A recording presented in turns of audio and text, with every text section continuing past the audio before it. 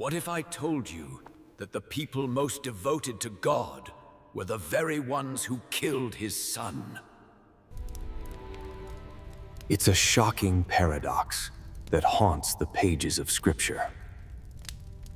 The Pharisees, the religious elite of Israel, the ones who dedicated their entire lives to interpreting and enforcing God's law, were the same men who orchestrated the crucifixion of Jesus Christ. How could this happen? And more importantly, could the same spirit that led to Jesus' death still be at work in our churches today? Most believers never realize they're falling into the same trap that ensnared the Pharisees. They think they're defending the faith, protecting God's truth, when in reality, they may be fighting against the very movement of God's Spirit. By the end of this video, you'll uncover the hidden system of religious control that Jesus exposed. How modern churches still fall into these same patterns, and a shocking biblical connection between ancient legalism and today's faith struggles. The story of the Pharisees isn't just ancient history. It's a warning for every believer who desires to follow God authentically. Later in this video, I'll reveal the surprising connection between the Pharisees' manipulative tactics and what's happening in many churches today. You'll discover how easy it is to slip from sincere devotion into dangerous religious control without even realizing it.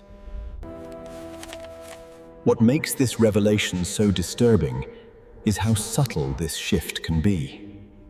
His face. The Pharisees didn't wake up one morning and decide to oppose God.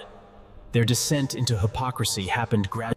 Until they found themselves sentencing the Messiah they claimed to be waiting for. Think about it. What if the religious institutions and leaders who claim to represent God today are actually working against his purposes? What if the same spirit that crucified Christ is alive and well in our congregations, Bible studies, and theological debates? Do you think religious hypocrisy still exists today? If so, where do you see it most clearly? Let me know in the comments below. Now, let's dive deeper into understanding who these Pharisees really were and how their story serves as both a warning and a mirror for today's church.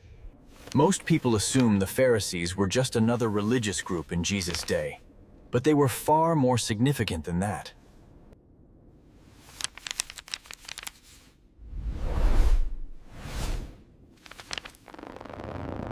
Russ. The Pharisees emerged during what scholars call the intertestamental period, those 400 silent years between the Old.